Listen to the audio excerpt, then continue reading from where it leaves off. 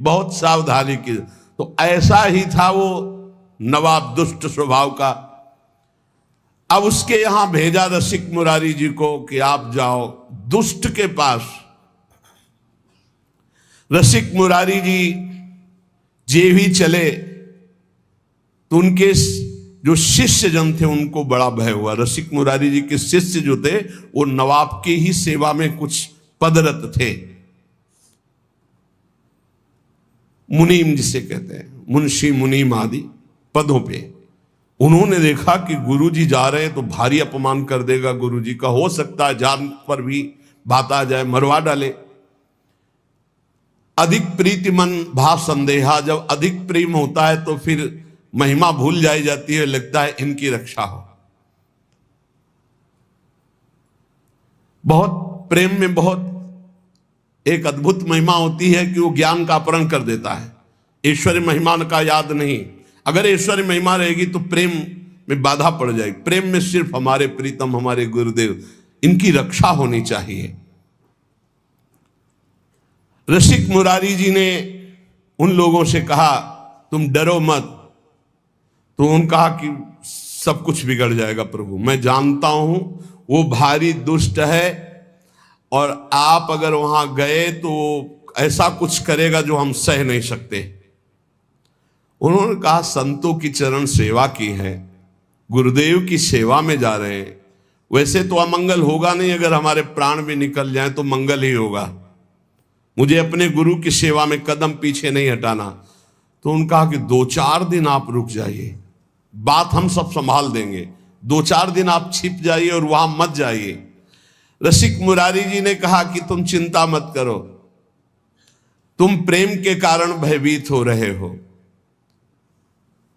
रसिक मुरारी जी को 3 दिन उन्होंने जबरदस्ती प्रेम से विवश करके अपने पास रखा। फिर आदेश आया कि सुना था कि रसिक मुरारी जी आ रहे, नवाब का आदेश आया अपने मुंशियों के पास। वो अभी तक हमारे पास नहीं पहुंचे, उनको ये भी पता था कि ये लोग उनके शिष्य हैं। सुनी आए गुरुवर कही ल्याओ मेरे घर देखो, करामात बात यह ले सुनाई है। कहो आनी अभू जाऊं चलो उन्मान देखें, चले सुख मानी आयो हाथी धूम छाई है। छोड़ी के कहार भाज गए ना निहार सके, आप रस सार बानी बोले जैसी गाई है। बोलो हरे कृष्ण कृष्ण छाणो गज तम तन, शनि गयो हिये भाव देह सो नवाई है। जब नवाब ने ये सुना कि 3 दिन तक हमारे भय से इन मुनीमों ने उनकी रक्षा की है, रसिक मुरारी की, तो उन्होंने बुलाया उनको और कहा तुम्हारे गुरुवर आए हैं हमसे बात करने के लिए और अभी तक पहुंचे नहीं, यहां तुमने रोक लिया 3 दिन तक, हमारे पास सब गुप्तचर के द्वारा खबर है। जाओ अपने गुरु को लिवा खिलाओ, मैं देखता हूं कितना करामाती है वो। नवाब ने जब ये बात कही तो रसिक मुरारी जी ने कहा कि तुम भयभीत मत हो, मैं भी देखता हूं कैसा दुष्ट है। आज तक तो हमने दुष्ट के दर्शन नहीं किए, साधुओं के दर्शन किए हैं, आज दुष्ट के दर्शन करने का हमें गुरुदेव के द्वारा, तो आज मैं देखूंगा कि दुष्ट किसे कहते हैं। तुम चिंता मत करो, उसमें जितनी दुष्टता भरी गुरुदेव के प्रताप से उतनी साधुता। तो देखते हैं आज साधुता विजयी होती है दुष्टता। उसको अंदाज भी नहीं है कि दुष्टता से बढ़कर के कितनी साधुता होती है। नवाब ने कि मुंशीजन जो है ये समझे कि बड़े सम्मान से बुलाया, इसलिए कहार भेजा था, पालकी भेजी थी। वो सब घबरा रहे थे कि षड्यंत्र है, ये बड़ा इतना दुष्ट, ये ऐसी कैसे श्रद्धा कर सकता है। और कहार सब उसी राजा के, पालकी राजा की तरफ से। रसिक मुरारी जी गुरुदेव के चरणों का ध्यान करके बैठ गए पालकी में। वो पहले से तैयारी की गई थी, हाथी को मदिरा पिलाकर मत वाले हाथी को बार बार वेद कर गुस्सा कर दिया गया था।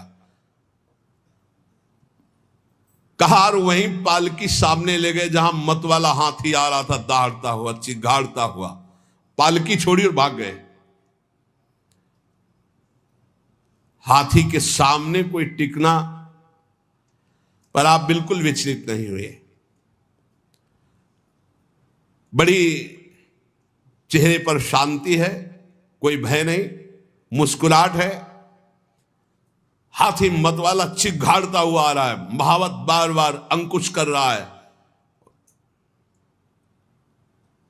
नजदीक गए, ऐसे हाथ फेर दिया, कृष्ण कृष्ण कृष्ण बोलो, कृष्ण कृष्ण बोलो। और देखो तुम भगवान के अंश हो, तमोगुण स्वभाव धारण करके तुम हाथी योनि में हो। तुम्हारा हाथी स्वरूप नहीं, तुम तो भगवद अंश हो। ये क्रोध करना तुम्हें उचित नहीं है। ये तामसिक स्वभाव छोड़ो और कृष्ण बोलो, कृष्ण बोलो, कृष्ण बोलो। घुटने टेक दिए हाथी ने, मस्तक रख दिया रसिक मुरारी जी। और वो अपने महल की छज्जे से देख रहा था राजा बादशाह। देखते हैं ये मत वाला हाथी कैसे मारता है। ये जो आ रहे हैं इनके गुरु, देखते हैं इनमें क्या चमत्कार, क्या सामर्थ्य। आज हाथी के पैरों तले कुचलाकर इनको मार डालेंगे। रसिक मुरारी जी ने कहा कृष्ण कृष्ण कहो, कृष्ण कृष्ण कहो। घुटने टेक दिए हाथी ने, मस्तक रख दिया, ये है। और धीरे शब्दों में कहा तुम हाथी नहीं हो, तुम भगवान के अंश हो, भगवान के दास हो। तुम्हें तमोगुणी स्वभाव उचित नहीं है, तुम अपने स्वरूप में आओ। हाथी को उपदेश दिया तो हाथी घुटले टेक दिया। और केवल घुटले ही नहीं, बहे द्रग नीर देख होए गयो अधीर आप, कृपा करी धीर कियो दियो भक्ति भाव है। कान में सुनायो नाम, नाम दे गोपाल दास, माला पहिराई गरे प्रगट्यो प्रभाव है। दुष्ट सिर मोर भूप लखी हुई ठोर आयो, पाए लपटायो भयो हिये अति चाव है। निपट अधीन गांव केतिक नवीन दिए, लिए कर जोरी मेरो फल्यो भाग दाव है। रसिक मुरारी जी के चरणों में सर रख दिया उस मत वाले हाथी ने और अश्रु प्रवाह करने लगा। अत्यंत प्रेम से ऐसे दुलार कर रहे रसिक मुरारी, और चरणों में ऐसे मस्तक रखे अश्रु प्रवाह कर रहा है। तब आपने भक्ति का उसके हृदय में दान किया। और संतों के पास तुलसी की माला रहती है, तत्काल बड़ी माला जो 108 गले में ऐसे बांध दी, मानो शिष्य बना दिया। कान में भगवान नाम दिया, गले में माला बांध दी और कहा सुनो तुम्हारा नाम गोपाल दास है आज से। मतवाले हाथी को चेला बना लिया। अरे जब मतवाले मन को चेला बना लेते संत जल, तो हाथी क्या है? सबसे बड़ा मतवाला हाथी मन है, किसी की कोई भी अंकुश बात नहीं मानता। गले में तुलसी की माला पहना दी, कान में कृष्ण नाम सुनाया और कहा तुम्हारा नाम गोपाल दास है।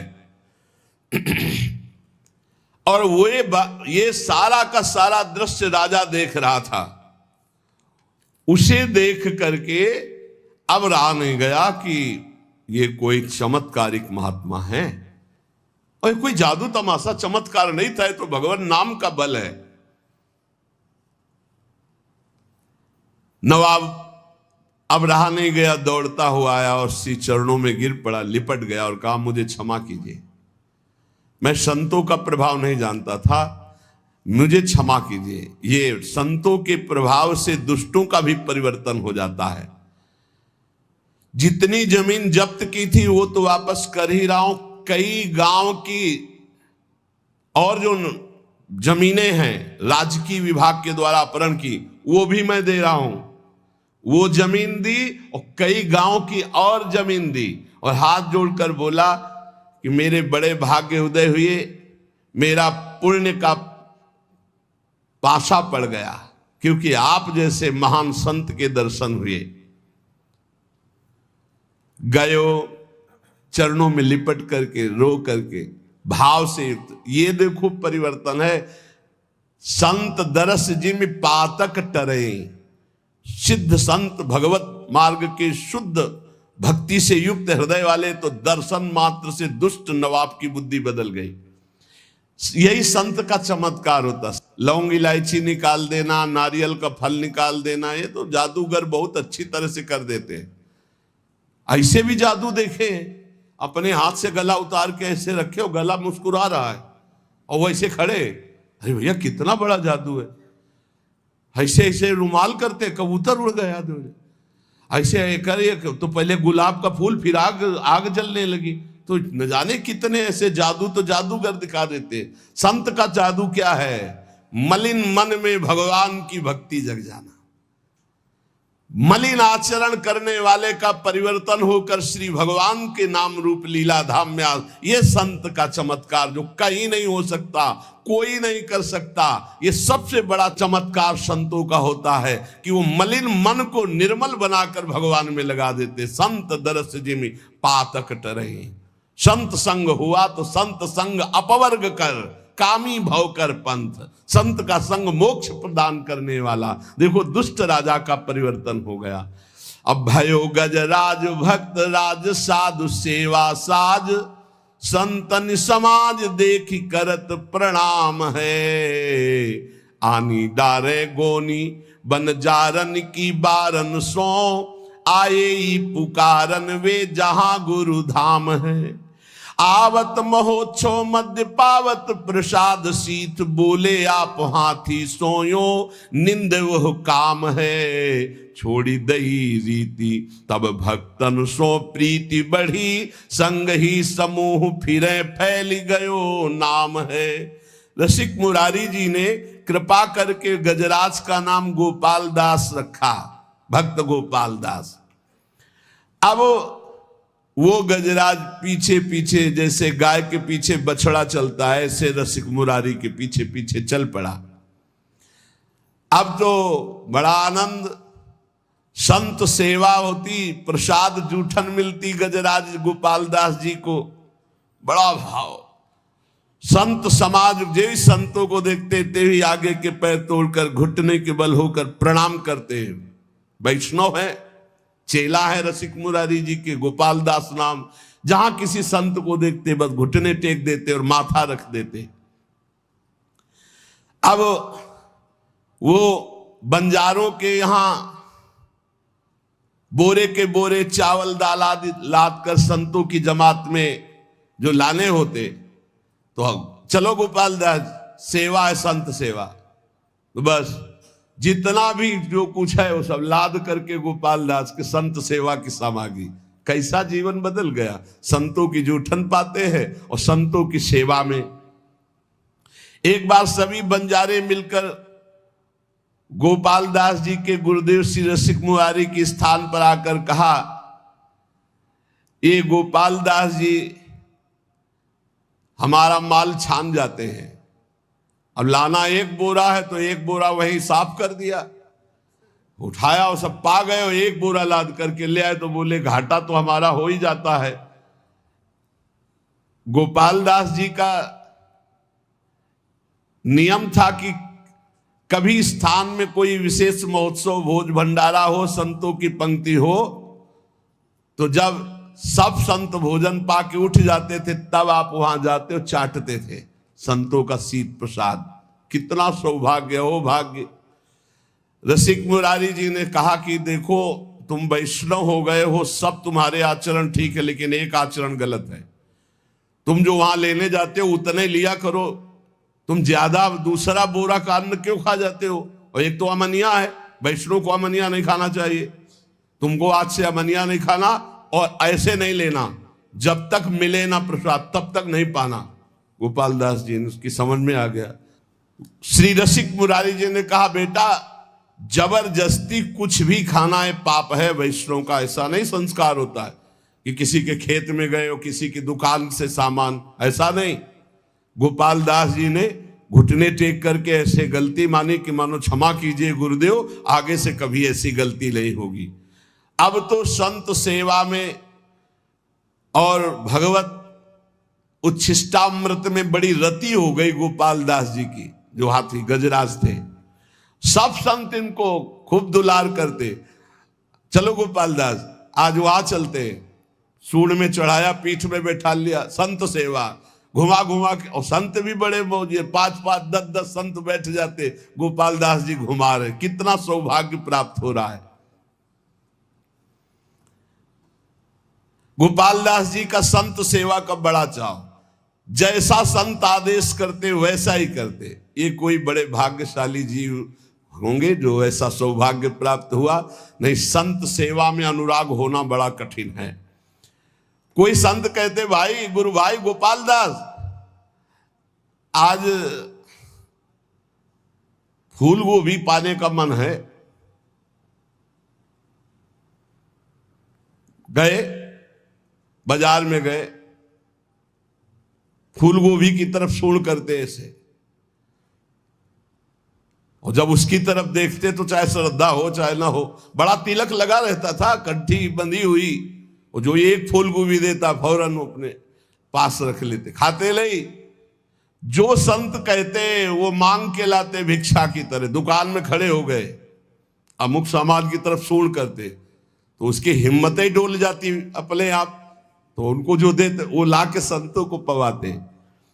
यदि कोई जरा सा आनाकानी करता तो जो ही हुंकार मार के सूंड ऐसे करते तो हाथ जोड़ के खड़ा हो जाता, सामान ला के संतों को पवा। हाँ, संतों के मुख में जाना है। जैसे हरिपाल जी का चरित्र आता था, भाला लेके खड़े होते थे, जिसको धनी को देखते भाला ऐसे केवल दिखाते थे, और सब लेकर के उस संत सेवा में लगाते थे, संतों को पवाते। आप पिस्तौल दिखाकर मत संत सेवा कर लो। उनकी निष्ठा, उनका उस समय भाव बहुत जोर का था। सूंड फुनकार करके फटकार दे देते, डर जाता। कभी गोपाल दास जी से जैसे संत कहते कि हमारा चला फट गया है, लंगोटी कमजोर हो गई, जाते कपड़े की दुकान में सूंड रखते मार्किन में। वो बेचारा कितना दें अब हम, कितना आपको दे। सूंड से ऐसे कह के पूरा बंडल उठाते, पीठ में रख करके चले। रसिक मुरारी जी हिसाब पहुंचाते थे और गोपाल दास जी माल लाते थे। हर संत की सेवा। सर्दी का समय है, गोपाल दास जी अपने आप चले गए किसी कंबल की दुकान में, बंडल का बंडल उठाया, पीठ में रखा, संतों के पास ले आते। जब रसिक मुरारी जी को पता चलता तो भेंट पहुंचा देते थे। ऐसे कोई संत जो कहता हो, खूब प्रसन्नता से गोपाल दास जी कहते, तो संत भी खूब प्रसाद परोसवाते और थोड़ा पाके सब गोपाल दास जी को पवाते। ऐसे दुलार होने लगा। देखो कितना सौभाग्य संतों का उच्छिष्ट मिलता। संत सत 5-7 संग जित जात, तित लोग उठी धावे ल्यावे, सीधे बहु भीर है, चहु दिस परी हुई सुबह सुन चाह भई, हाथ पे न आवत सो आने को धीर है। साधु एक गयो गहि लयो भेष दास तन, मन में प्रसाद नेम पीवे नहीं नीर है, बीते दिन 3-4 जल लय पीवावे धार, गंगा जू निहारी मदि तज्यो यो शरीर है। गोपाल दास जी के साथ बहुत से संतों की जमात थी, जिधर जाते उधर लोग दौड़ उठते। पहला चमत्कार है कि हाथी चेला है रसिक मुरारी जी का, संत सेवा में रहता है। बहुत लोग सीधा सामान सब देते, अपने पीठ पर लाद लेते। दर्शन की भीड़ लग जाती लोगों की। चारों दिशाओं में आश्चर्यजनक चर्चा चली कि गोपाल दास जी एक वैष्णव है और संत सेवा में रहते। गजराज बंगाल का सूबेदार, उसको जब पता चला ऐसा चमत्कारिक आज्ञाकारी हाथी है, तो उन्होंने पकड़वाने के लिए आदमी नियुक्त किए। पर जो नजदीक आता तो अपने स्वरूप में आकर के दंड दे देते, सूंड में फंसा के दूर पटक देते। जान से तो नहीं मारते, पर किसी काम का भी नहीं रखते। गोपाल दास जी, हाँ तो जिन मुँह मारा तिन मैं मारे, ये सिद्धांत है। हनुमान जी से पूछा क्यों मारा तुमने? बोले प्रभु सबको देह प्राण प्रिय है, जिनमों मारा तीर मैं मारे, जिन्होंने मुझे मारा मैंने उनको मार दिया, इसमें हमारा कोई दोष थोड़ी है, सब कोई अपने प्राण रक्षा के लिए ऐसा करता है। वो कौन डिफेंस क्या कहते हैं, हाँ उसमें कोई दोष थोड़ी है। फिर अंग्रेजी वाला शब्द सेल्फ डिफेंस, हाँ तो सेल्फ डिफेंस में गोपाल दास जी जितने आते उनको। अब जो सैनिक आए थे वो वापस चले गए लद लुद के, बोले महाराज वो हाथी पकड़ में आने वाला नहीं है, भागवतिक शक्ति से संपन्न, बहुत स्वर्ण मुद्रा पुरस्कार में रखी गई कि ऐसा हाथी बंदी बनाकर हमारे पास लाया जाए। तब उनमें से एक के दिमाग में आया कि साधुओं को नहीं मारता है, आसपास टहलते रहते, तो एक दुष्ट साधु वेश में, साधु वेश में वो केवल साधु वेश बनाया गोपाल दास जी को पकड़ने के लिए। दुष्ट था, छलिया कपटी पाखंडी, वो वेश साधु का बनाकर गोपाल दास जी के सामने आया। गोपाल दास जी ने घुटने टेक दिए, ये वेशधारी के सामने ये देखो कितना बड़ा प्रभाव।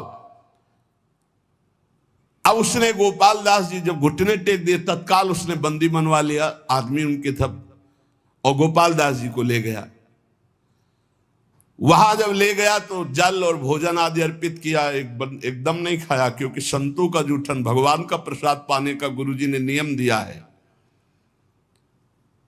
कई दिन हो गए न अन्न लिया न जल लिया, क्योंकि प्रसादी नहीं है वहां। सूबेदार के कहने पर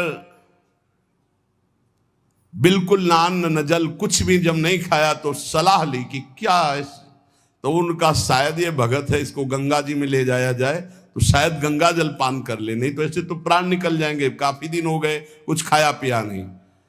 तो जे भी गंगा जी ले गए तो गंगा की जलधारा में खड़े हुए गुरुदेव का ध्यान किया, अपने शरीर को छोड़ दिया।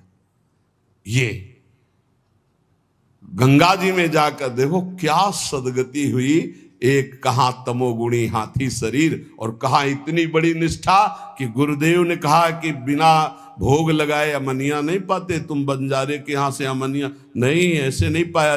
उस दिन से छोड़ दिया था, जल और प्रसाद ही पाते जो भगवद अर्पित, अन्यथा नहीं। अब वहां कहां भगवद अर्पित वैष्णव का मिले, इसलिए जब उनको विचार करवाया गया कि वैष्णव शायद ऐसे ना पिए तो गंगा जल तो पी लेगा, भगवान का चरणामृत है गंगा जल, तो गंगा जी में ले गए तो वहीं खड़े होकर गुरु जी का ध्यान किया और जोर से पुकारा कृष्ण, और अपने शरीर का त्याग कर दिया। अर्थात भगवत प्राप्त महात्मा की जो सदगति, वही सदगति गोपाल दास जी की हुई। रसिक मुरारी जी के बहुत से ऐसे पावन चरित्र हैं जिन्होंने भक्ति के प्रभाव से अद्भुत दुष्टों की बुद्धि बदली, अद्भुत अद्भुत चमत्कार प्रकट किए। यद्यपि ये चमत्कार स्वतः प्रकट होते हैं, भक्त इनको प्रकट नहीं करता, उसका कोई संकल्प नहीं बनता चमत्कार करने का, पर सूक्ष्म दृष्टि से देखा जाए तो भगवान अपने भक्तों की महिमा प्रकाशित करने के लिए ऐसी लीलाएं करते रहते हैं। तो उपासक को चाहिए गुरु चरण आसक्त होकर गुरु प्रदत्त मंत्र नाम और सेवा में चित्त वृत्ति लगा के इसी जन्म में भगवत प्राप्ति कर ले, यही जीवन का परम लाभ है। यदि भगवत प्राप्ति नहीं तो जीवन बहुत व्यर्थ चला जाएगा। शेष चर्चा आगे। श्री राधा वल्लभ लाल की।